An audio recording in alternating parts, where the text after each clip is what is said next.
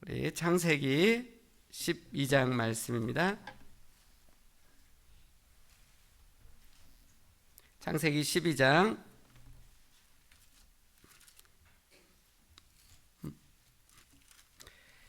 1절에서 5절까지 같이 한번 보겠습니다. 창세기 12장 1절에서 5절 말씀입니다. 제가 한 구절 읽고 여러분들이 한 구절 읽고 교독하시겠습니다. 여호와께서 아브라함에게 이르시되 너는 너의 고향과 친척과 아버지의 집을 떠나 내가 내게 보여줄 땅으로 가라.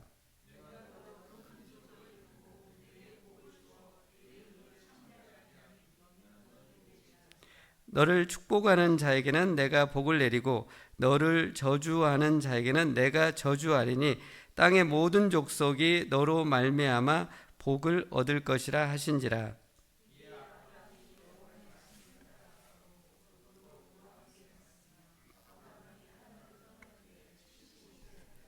아브라함이 그의 아내 사레와 조카 롯과 하란에서 모은 모든 소유와 얻은 사람들을 이끌고 가나안 땅으로 가려고 떠나서 마침내 가나안 땅에 들어갔더라. 아멘. 창세기는 크게 1장에서 11장과 또 12장에서 50장 이렇게 두 개로 크게 나눌 수 있습니다. 1장에서 11장까지는 우리가 배웠던 대로 창조, 타락, 홍수, 바벨탑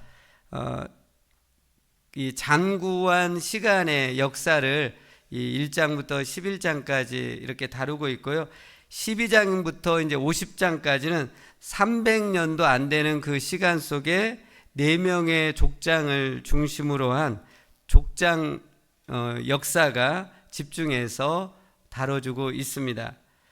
왜 창세기에서 많은 분량을 할애해서 4명의 족장의 이야기를 이렇게 설명하고 있는 이유는 이스라엘의 그 민족의 태동이 다른 민족들과는 다르게 하나님의 구속사적인 섭리에 따라서 계획되어져서 이루어졌음을 이것을 후손들에게 알려주려고 이렇게 많은 분량을 할애해서 설명을 하고 있습니다.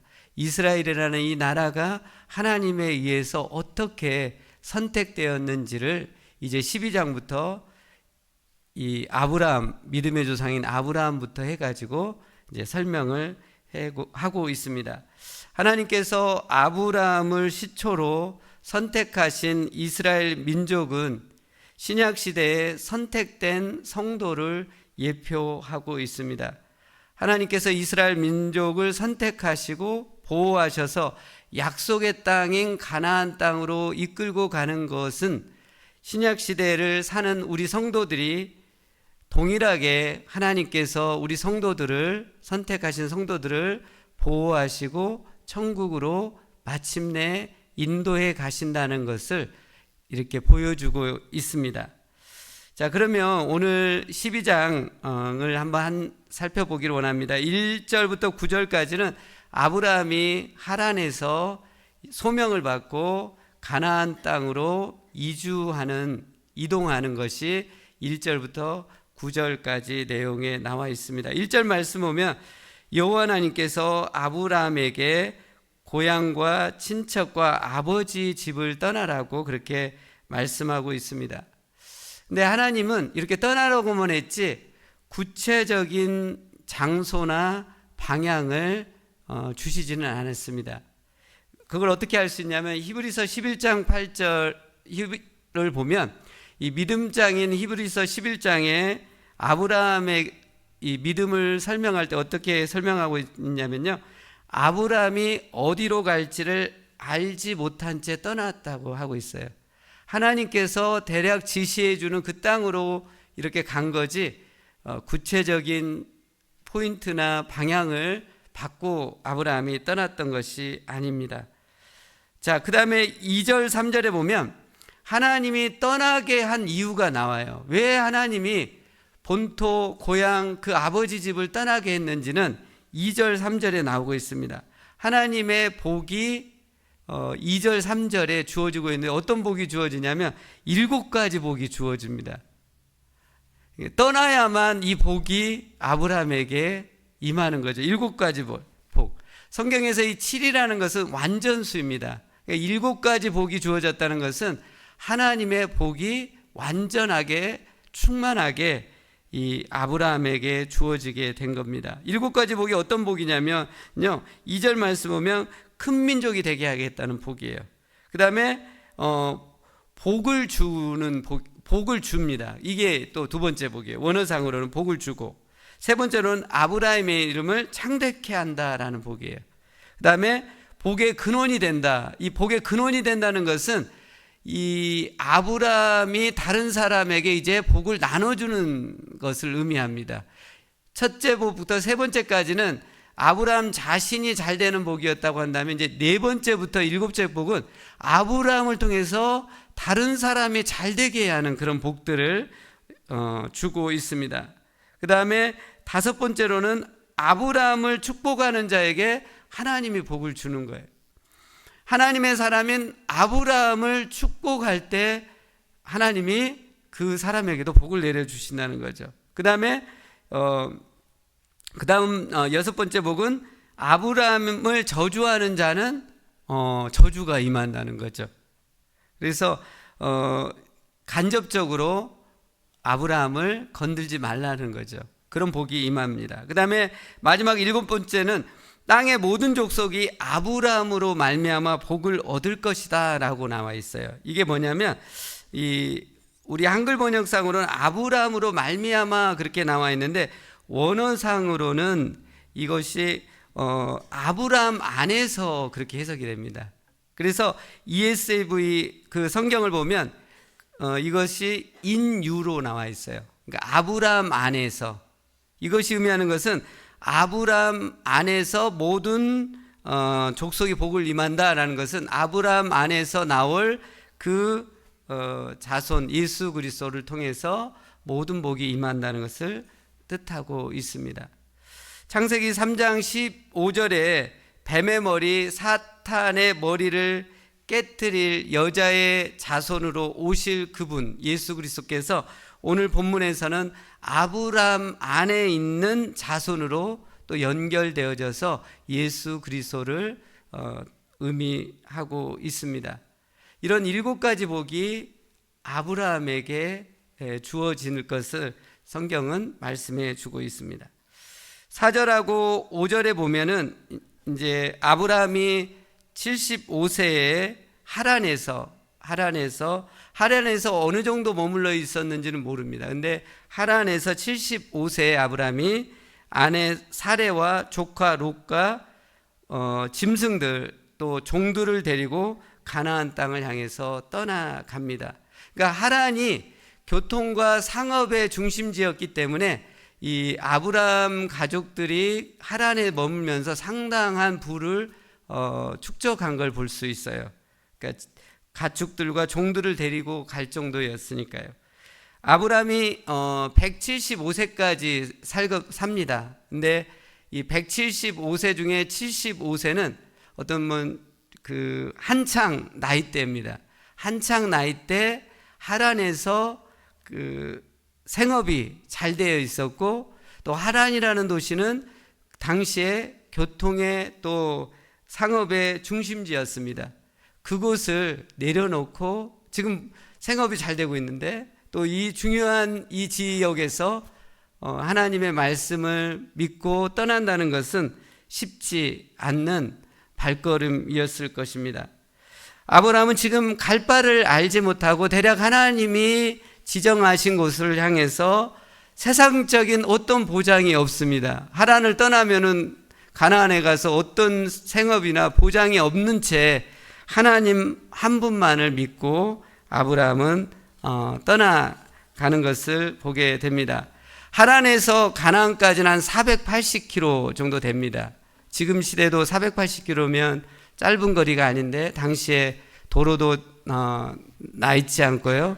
또 지금으로부터 4000년이 넘는 시대다 보니까 또 교통이 또 차가 있거나 뭐 이런 게 아니라 걸어서 가는 그 여정이 쉽지 않는 거였습니다. 하지만 아브라함은 전능하신 하나님을 굳게 믿고 용기 있게 그 인생 가운데 모험을 강행해 가는 것을 보게 됩니다.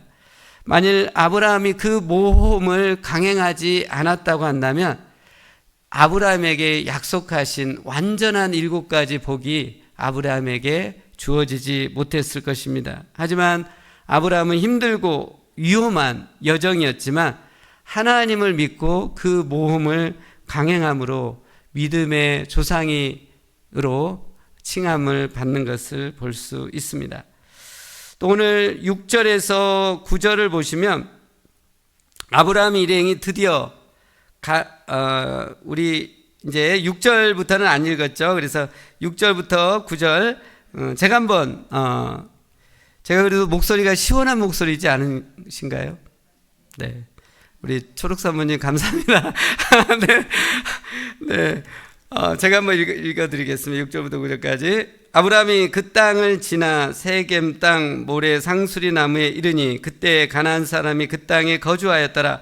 여호와께서 아브라함에게 나타나 이르시되 내가 이 땅을 내 자손에게 주리라 하신지라. 자기에게 나타나신 여호와께 그가 그곳에서 제단을 쌓고 거기서 베델 동쪽 산으로 옮겨 장막을 치니 서쪽은 베델이요 동쪽은 아이라. 그가 그곳에서 여호와께 제단을 쌓고 여호와의 이름을 부르더니 점점 남방으로 옮겨갔더라. 아멘.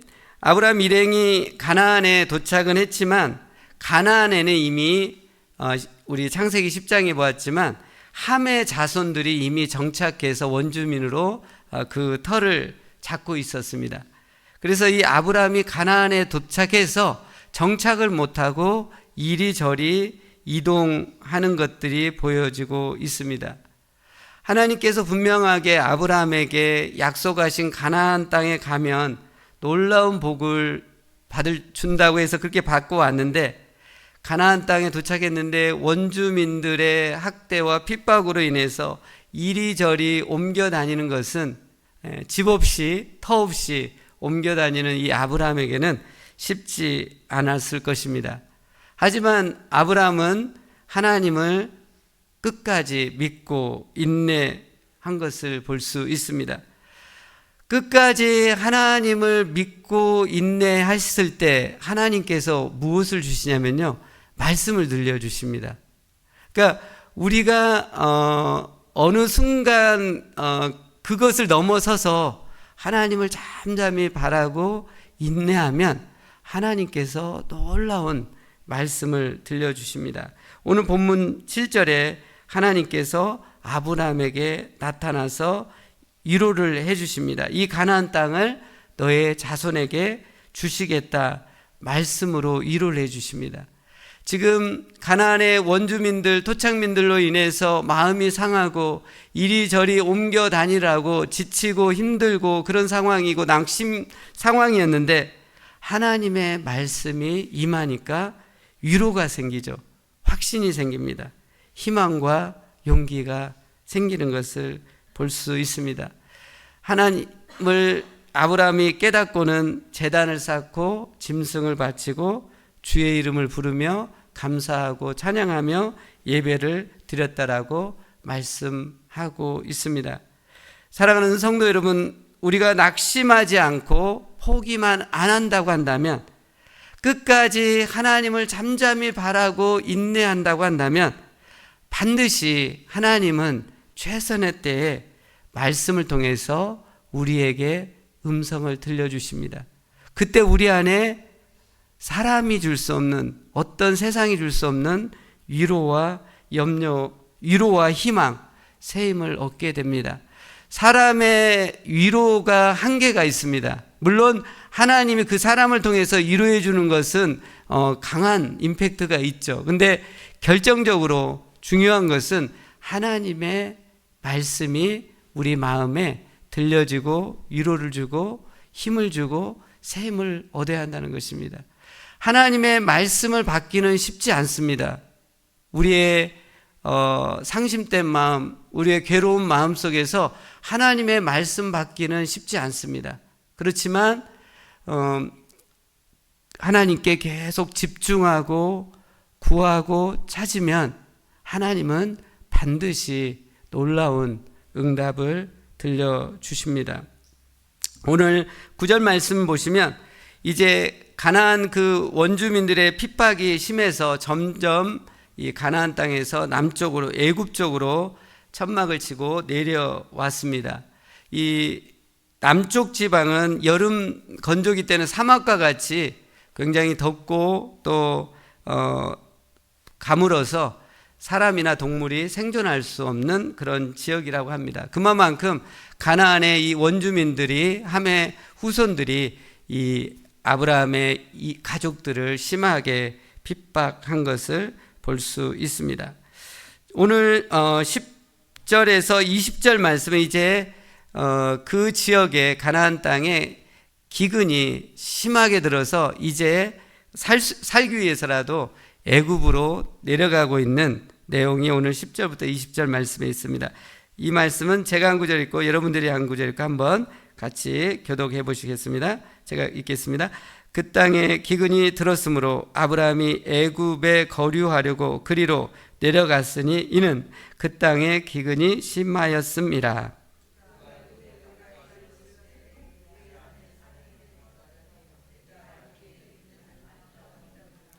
애굽 사람이 그대를 볼 때 이르기를 이는 그의 아내라 하여 나는 죽이고 그대는 살리리니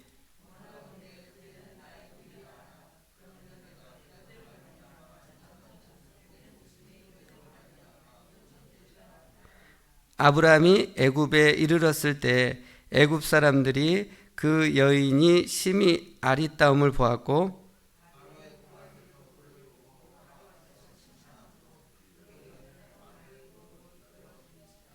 이에 바로가 그로 말미암아 아브라함을 후대함으로 아브라함이 양과 소와 노비와 암수 나귀와 낙타를 얻었더라.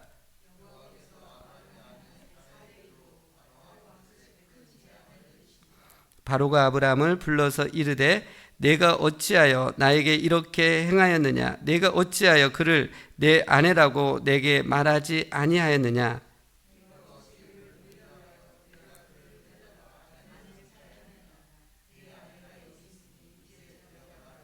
바로가 사람들에게 그의 일을 명하매 그들이 그와 함께 그의 아내와 그의 모든 소유를 보내었더라. 아멘. 10절 말씀에 보면 이제 가나안 땅에 기근이 매우 심하니까 이 바울이라는 아브라함 일행이 애굽에 임시로 거류하려고 애굽으로 내려갑니다. 기근이 너무 심하니까 그 상황을 죄라고 하기에는 너무 이게 심한 지적일 것 같고요. 기근이 너무 심하니까 살 수 있게 해서 원어적으로는 장기 체류하려고 한 게 아니라 그 기간을 피하기 위해서 애굽에 내려갑니다. 당시 애굽은 나일강이 범람해서 형성된 그 곡창지대로 되어 있었기 때문에 땅이 비옥했습니다. 그래서 기근이 나면 유목민들이 임시 거처로 피난처로 이 애굽에 가서 머물다 오는 그런 지역이었습니다.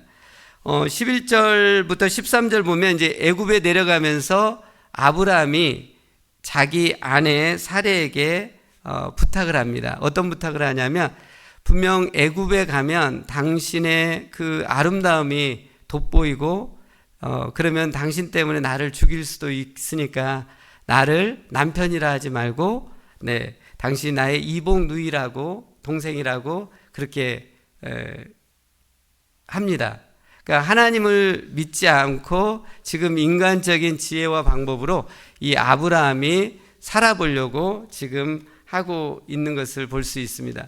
아브라함이 하나님 앞에 인생을 걸고 하란에서 500km 되는 거리를 이렇게 믿음을 갖고 내려왔지만 정작 이 아브라함에게 있어서 아킬레스건 같은 이 문제 앞에 이 아브라함이 믿음이 무너지는 것을 볼 수 있습니다. 아브라함이 어떤 면에서는 굉장히 믿음의 용장답게 담대하게 했지만 어떤 부분에 있어서는 자기 아내의 문제에 있어서는 그거 앞에서 너무나 믿음 없이 초라하게 굴복하는 것을 볼 수 있습니다. 우리 모두 다 어떤 때는 우리에게 이런 어떤 굉장한 장점이 있지만 또 어떤 면에서 작은 문제 때문에 무너지는 것들을 볼 때 우리가 순간순간 시험에 들지 않게 깨어 있어야 함을 또한 볼 수 있습니다.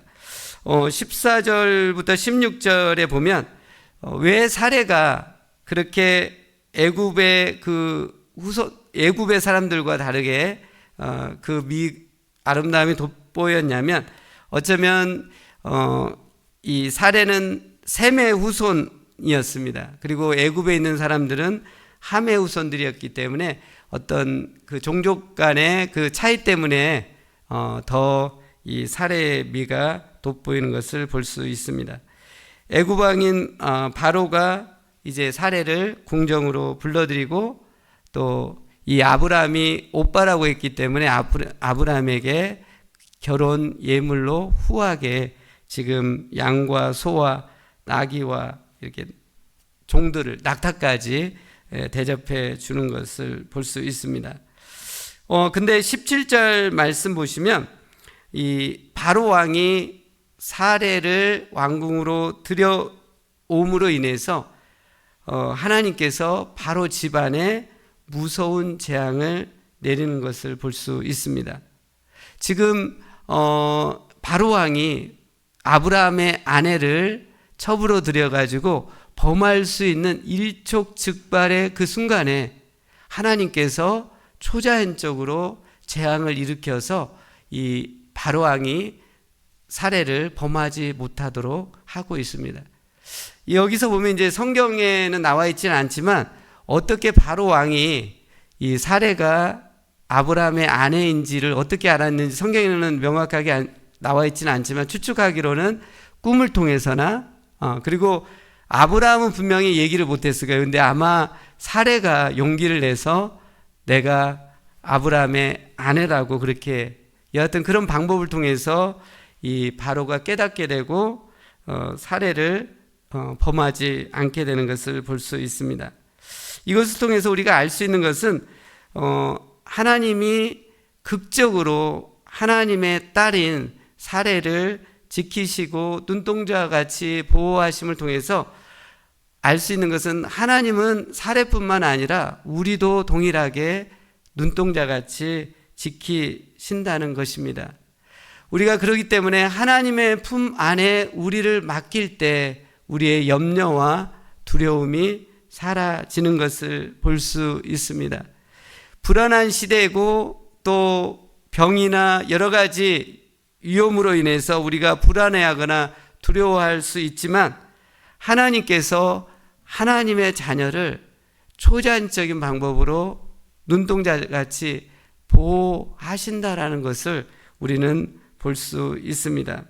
그렇기 때문에 우리가 너무나 어떤 염려나 또 병이나 그걸로 인해서 두려워하지 마시고 이미 우리는 부활하신 예수님의 영이 우리 안에 있기 때문에 죽음을 이긴 자들입니다. 그렇기 때문에 세상의 위험이나 어떤 병이나 그거에 눌릴 것이 아니라 우리 안에 있는 사명감을 다시 한번 일으킨다면 우리의 삶이 더욱더 역동적으로 변할 줄로 믿습니다.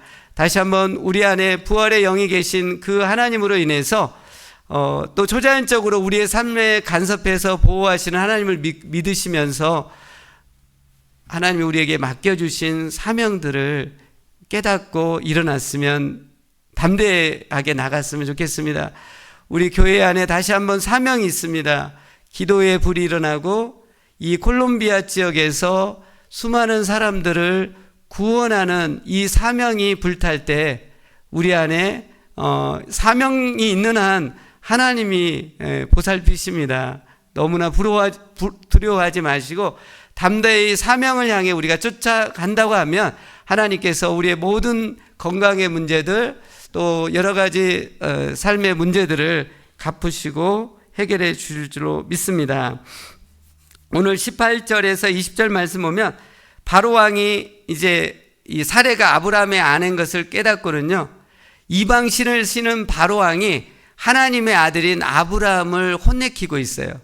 왜 거짓말하고 정직하게 살아야 되는데 너 왜 거짓말 했느냐 하면서 세 차례씩 정직하게 살라, 거짓말하지 말라라고 그렇게 책망을 해주면서 이 아브라함 일행에게 재산을 주고 이 애굽을 떠났도록 이렇게 하는 것을 볼 수 있습니다.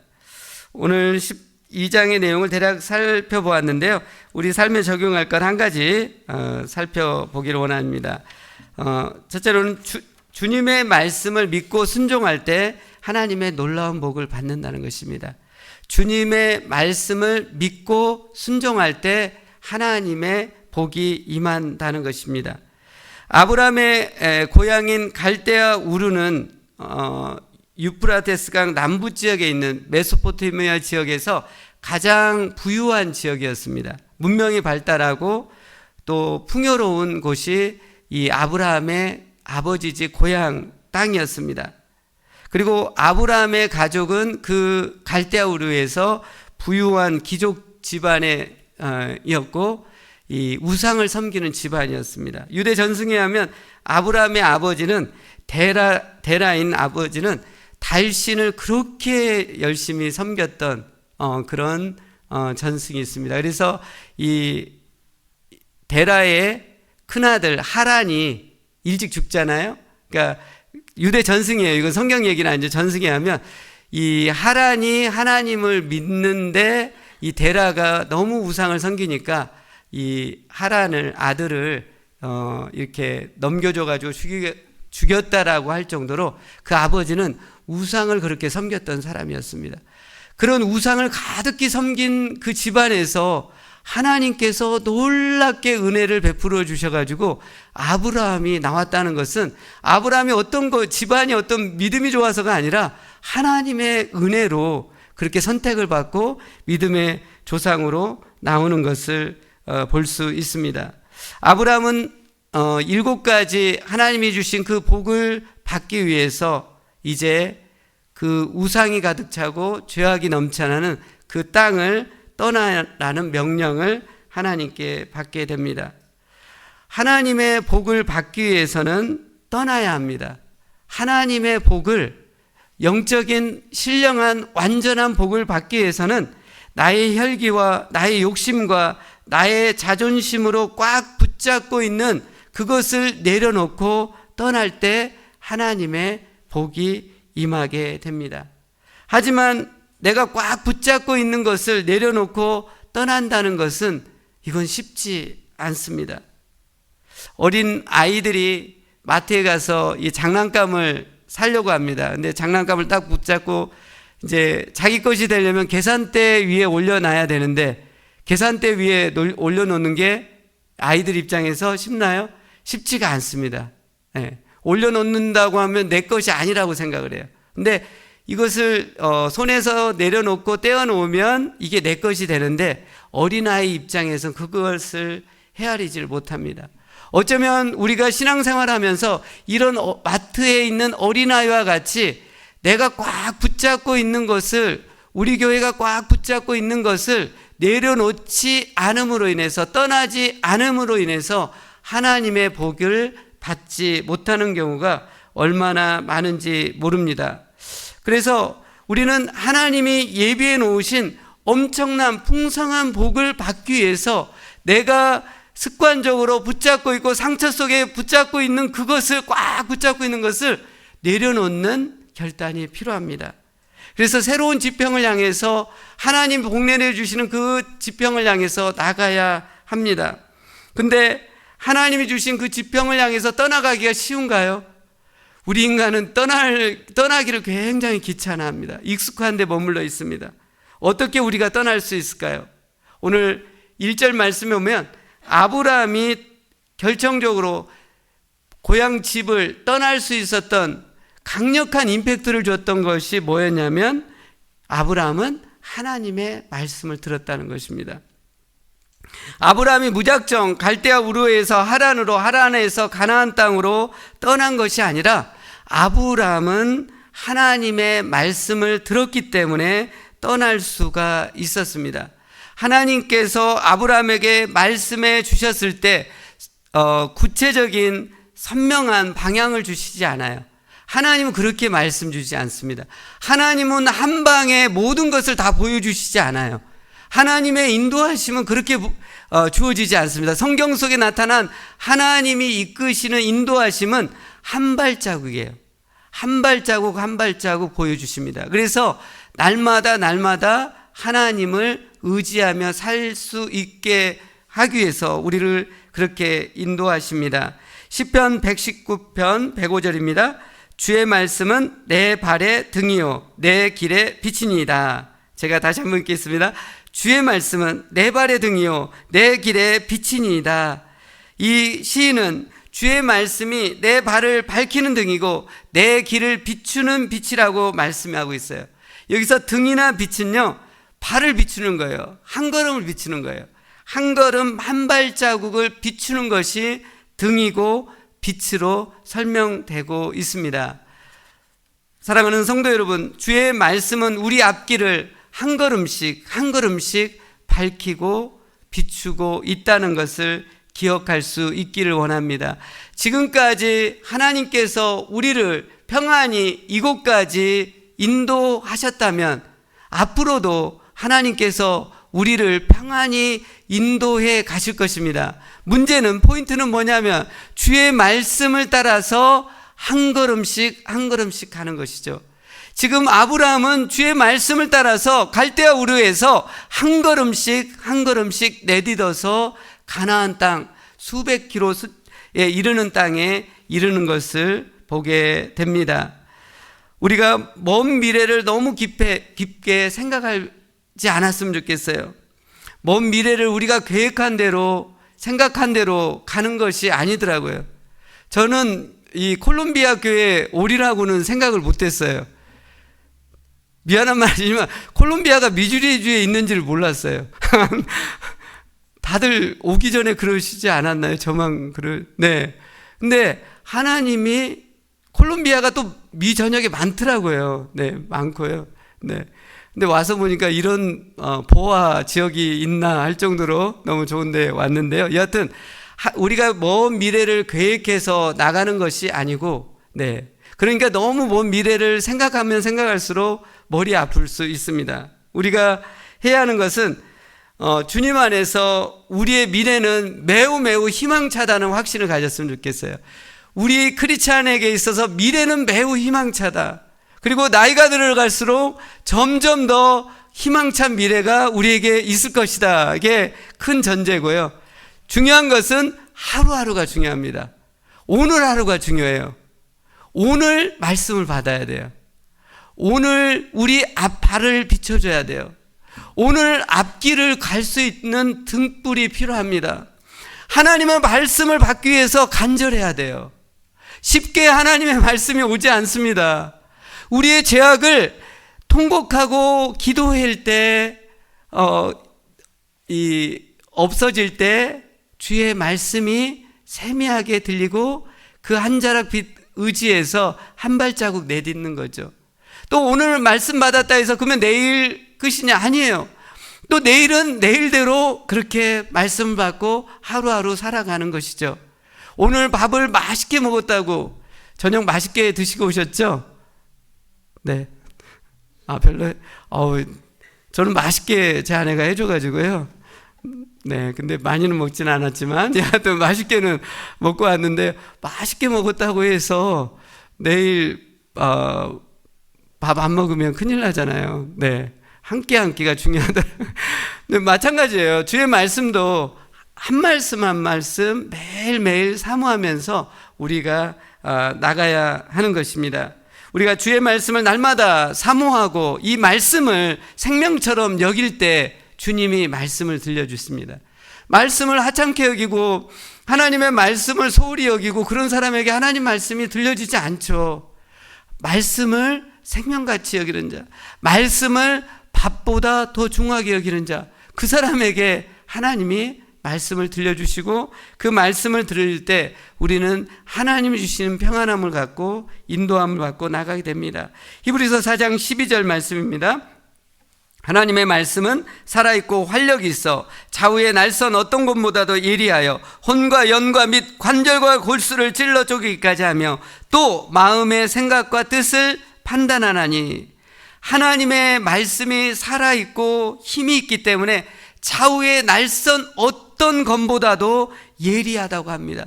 우리의 영혼을 찔러 쪼개기까지 한다는 것은 우리 영혼이 치유된다는 거죠. 그리고 우리 마음에 있는 생각과 뜻을 판단한다는 것은 진리로 밝혀준다는 거예요. 우리 사람 안에 오해가 너무 많아요. 선입견이 너무 많아요. 과거의 그 상처 속에서 사람에 대한 선입견을 갖고 보기 때문에 이 오해가 관계를 멍들게 합니다. 온전한 관계를 못 만들어요. 이걸 어떻게 해결할 수 있을까요? 하나님의 말씀이 우리 심령 가운데 칼처럼, 예리한 칼처럼 임할 때 우리의 심령이 쪼개지는 거예요. 치유되는 거고, 우리의 마음의 생각에 너무나 잘못된 오해나 부정적인 생각이 너무 많아요. 이것을 신앙생활에서도 해결하지 않고 계속 달고 다녀요. 어떻게 할까요? 하나님의 예리한 말씀이, 강력한 칼날 같은 말씀이 찔러 쪼개질 때 우리 심령 안에 있는 모든 오해들 또 상처들이 치유되는 줄 믿습니다. 상담을 하시는 박사님이 그 얘기를 하더라고요. 상담이 물론 여러 가지 효과가 있고 도움이 됩니다. 하지만 상담에 한계가 있다는 거예요. 상담이 온전하게 그 마음을 치유해 주지는 못합니다 라고 하시더라고요. 하나님의 말씀은 강력한 능력이 있어서 정말 말씀이 날마다 칼날같이 우리 마음에 심겨질 때 우리의 영혼이 깨끗해질 것입니다. 우리의 심령이 더 싱그럽게 활력을 되찾을 줄로 믿습니다. 그러기에 우리는 주의 말씀을 생명처럼 소중히 여기고 간절히 사모해야만 합니다. 아침에 통독할 때 그냥 적당하게 통독하면 아무 의미 없어요. 우리 카톡방에 성경 통독하고 계시잖아요. 네, 이게 그냥 건성으로 보면 아무 의미 없어요. 그냥 아무 힘이 없어요, 사실은. 왜냐하면 우리 마음이 너무나 힘이 들어요. 여러 가지 무거운 짐들, 상처받은 것, 오해들이 많기 때문에 이 마음을 터치하고 뚫고 들어오기 위해서는 건성으로 보면 아무런 안 보는 것보다 물론 100배 낫지만 중요한 것은 말씀을 그리고 은혜 받은 말씀을 계속 묵상하고 더 나아간다면 암기도 해볼 수 있는 도전이 또 일어나면 좋겠습니다. 우리 김관식 집사님 부터 해서 김관식 집사님 연세가 많으신데 암기까지는 너무 제가 했고 여하튼 그렇게 주님의 말씀을 듣고 나갈 때 우리 안에 새 지평이 열릴 줄로 믿습니다. 오늘 2절 3절에는 주의 말씀이 복된 말씀이라고 말씀하고 있습니다. 하나님이 들려주는 말씀은요 복된 말씀이에요. 희망찬 말씀이에요. 그래서 하나님의 말씀이 들렸는데 짜증난다, 이건 하나님의 말씀이 아니죠. 하나님의 말씀이 들리면요 희망이 차고 위로가 되고 격려가 받고 독수리같이 올라가는 새 힘이 주어지는 것을 볼 수 있습니다. 2절 3절에 하나님께서 7가지 복된 말씀으로 이 아브라함에게 막 하나님의 복된 말씀을 주시니까 아브라함이 얼마나 이게 격려가 됐겠습니까? 그래서 이 아브라함이 그 격려 속에서 하란에서 가나안 땅까지 480km나 되는 그 거리를 용기 있게 나설 수 있었던 것은 아브라함이 용기 있는 사람이 아니에요. 자기 부인을 이복 누이라고 속일 정도로 비겁하고 겁 많고 소심하고 실수가 많았던 아브라함이었습니다. 근데 아브라함이 그렇게 믿음의 용장이 될 수 있었던 것은 하나님의 복된 말씀이 아브라함의 심령을 충만하게 장악했기 때문에 그런 역사가 일어나는 것을 볼 수 있습니다. 아브라함이 하나님의 말씀으로 충만할 때는요 500km도 거뜬하게 용기 있게 나갈 수 있었습니다. 근데 가나안 땅에 들어가서 이리저리 옮겨 다니고 막 하면서 어쩌면 아브라함 안에 또 기근이 심하면서 하나님의 말씀이 그 심령 가운데 털털 털리고 없다 보니까 애굽으로 내려가서 자기 부인을 그렇게 비겁하게 속이고 거짓말하는 것들을 볼 수 있습니다. 정말 중요한 것은 하나님의 말씀이, 그 복된 말씀이 아브라함의 심령을 붙잡았기 때문에, 충만했기 때문에 그렇게 아브라함이 변화되는 것을 볼 수 있습니다. 하나님께서 이 아브라함을 선택하셔서, 믿음의 조상이 아브라함을 선택하자마자 이런 7가지 완전한 엄청난 복을 이렇게 쏟아부어 성경에 기록한 이유가 무엇일까요? 하나님께서 이 믿음의 조상인 아브라함을 통해서 보여주시고자 하는 건 뭐냐면, 하나님이 선택하신 사람은 아브라함처럼 이런 동일한 엄청난 복을 받은 사람이라는 것입니다. 그걸 보여주기 위해서 믿음의 조상인 아브라함에게 이렇게 복을 쏟아부어 주고 있습니다. 공평하신 하나님은 아브라함에게만 이런 완전한 엄청난 복을 주시는 분이 아니시고, 예수 그리스도를 믿어 선택을 받은 하나님의 백성이 된 우리에게도 그런 동일한 복을 주시는 분이십니다. 사도 바울은 이 믿음의 사람을 될 때 아브라함을 들어서 설명을 하고 있습니다. 로마서 4장에 보면 아브라함이 받았던 그 의로운 복은 이제 예수 그리스도를 믿는 우리도 동일하게 그 복을 받는다라고 말씀하고 있습니다. 로마서 4장 23절 24절입니다. 그에게, 아브라함에게 의로 여겨졌다 기록된 것은 아브라함만 위한 것이 아니요 의로 여기심을 받을 우리도 위함이니 곧 예수 우리 주를 죽은 자 가운데서 살리신 이를 믿는 자니라. 사랑하는 성도 여러분, 예수님을 믿어 하나님의 자녀가 된 순간 우리에게도 아브라함에게 임했던 완전한 복, 풍성한 복이 우리에게도 주어졌다는 사실을 아십니까? 하나님은 우리 자신이 잘 되는 복을 허락해 주셨습니다. 그리고 하나님은 우리를 통해서 우리의 가족과 친지와 친구와 이웃들이 구원을 받고 복된 사람이 되도록 하는 복 또한 우리에게 허락해 주셨습니다.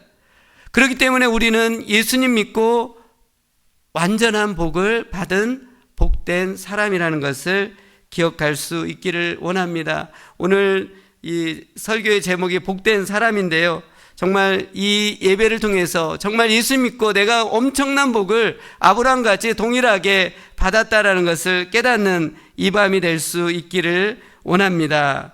이 시간 한번 옆 사람이 그걸 잘 모르신 것 같아요. 당신 정말 큰 복을 받은 사람이야. 나 때문에 그러면 안 돼요. 네, 한번 서로, 그리고 스스로에게 나는 정말로 큰 복을 받은 사람이야 라고 한번 얘기를 해주세요. 한번 우리 네, 옆 사람에게도 당신 정말 큰 복을 받았어 하면서 나 때문에 그러면 안 되고요. 네, 네. 정말 우리가 큰 복을, 아브라함이 지금 엄청난 복을 받은 거예요. 7가지의 완전한 복, 엄청난 축복을 받았듯이 동일하게 예수님을 믿는 우리에게도 사도 바울이 그런 복이 우리도 임했다라고 성경은 말씀해 주고 있습니다. 근데 오늘 2절 3절 말씀에 보면 이 7가지 복이요, 현재가 아닌 미래형으로 되어 있습니다.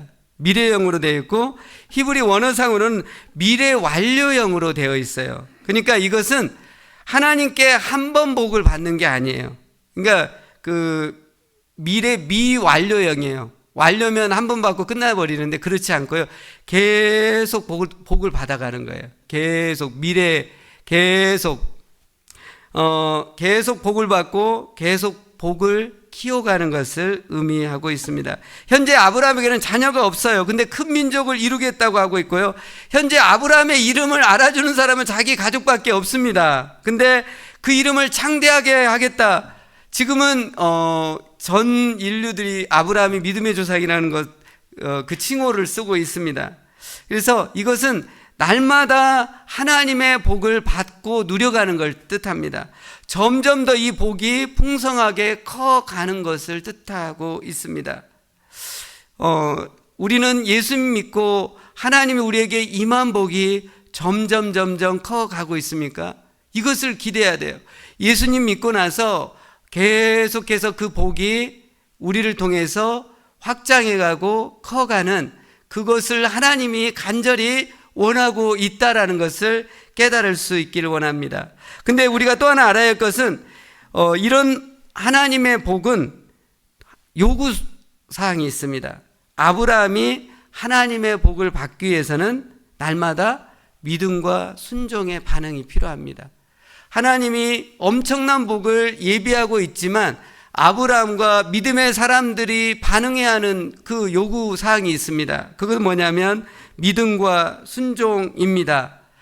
사랑하는 성도 여러분, 하나님의 복 창고에는 한계가 없습니다. 하나님은 무한하신 분이에요. 온 우주 만물의 주인이십니다. 하나님의 그 복 창고에는 무한대예요. 끝이 없습니다. 중요한 것은 우리가 어떻게 반응하냐가 중요합니다. 우리가 날마다 어떻게 반응해? 오늘 아브라함이 어떤 반응을 보였냐면 믿음과 순종의 반응을 보이고 있습니다. 지금 아브라함은 굉장한 순종의 반응을 보이고 있습니다. 굉장한 순종의 반응. 우리가 하나님을 향해서 불신하고 불순종한다면 하나님이 예비해 두신 우리를 향해서 오늘 예비해 두었던 복이 날아가 버릴 겁니다. 우리가 계속 불신하고 불순종한다면 하나님이 우리를 위해서 스페셜하게 예비해 뒀던 복이 계속 딜레이 되는 거예요. 계속 딜레이 됩니다. 만일 여러분들이 자녀들을 위해서 멋진 선물을 준비해 뒀다고 해봅시다. 자녀를 위해서. 근데 자녀가 계속해서 부모를 불신하고 불순종한다면 그 선물을 줄까요? 안 주죠. 주면은 자녀를 망치는 거예요. 그 자녀의 인격을 훼손하는 겁니다. 계속 그 선물을 보류합니다. 언제까지요? 그 자녀가 부모를 신뢰하고 존중하고 순종할 때까지 계속 보류해야 돼요. 마찬가지로 하나님의 이 엄청난 복도 마찬가지입니다. 하나님은 날마다 우리를 위해서 예비한 복이 있는데 우리가 믿지 않고 순종하지 않기 때문에 이 복이 계속 뒤로 딜레이 되고 있습니다. 우리가 하나님을 향해서 담대하게 믿고 담대히 순종해 나간다면 하나님께서 날마다 예비하신 복을 얻고 누림으로 이 복이 점점 확대되어짐을 통해서 우리의 마음이 벅찰 것입니다. 기쁨과 감격이 넘쳐날 것입니다. 사랑하는 성도 여러분, 우리 하나님은 우리를 위해 크고 놀라운 복을 주시는 분이십니다. 하나님은 한 번만 주시는 분이 아니라 우리가 이 땅에 사는 동안에 날마다 풍성히 부어주시는 분이십니다. 그 복을 우리가 누리며 갔으면 좋겠습니다. 오늘 길모 성도님 가서 기도해주고 왔는데 김춘엽 성도님께서 오늘 내일 할 정도로 위독하시더라고요. 근데 마지막 그 남겨진 그 생명의 불꽃 앞에서 정말 숙연해집니다. 근데 그 김춘혁 선생님이 그 얘기를 하시더라고요. 건강할 때, 살아있을 때 정말 더 의미 있고 사랑했어야 되는데 그런 나눔들을 해줄 때마다 얼마나 깊은 교훈이 되는지 모르겠습니다. 사랑하는 성도 여러분, 하나님이 우리를 위해서 예배해 두신 그 엄청난 복들, 날마다 예배해 둔 복을 하나님을 믿고 순종하심으로 그것을 누리고 그 복이 점점 더 커지는 것을 볼 수 있습니다. 보았으면 좋겠습니다. 오늘 이 밤에 하나님께서 그렇다면 여러분에게 요구하고 있는 믿음과 순종은 무엇입니까? 오늘 기도하시면서 그것을 깨닫고 분명하게 여러분의 그 견고한 진이 있을 것입니다. 악한 마귀가 꽉 붙잡고 있는 것이 있을 것입니다. 순종하지 못하게 딱 붙잡고 있는 것들을 오늘 기도 가운데 예수의 이름으로 성령의 능력으로 깨뜨리심으로 하나님의 복을 풍성하게 받는 역사가 오늘 이 밤에 일어날 수 있기를 원합니다. 오늘 함께 기도하였으면 좋겠습니다.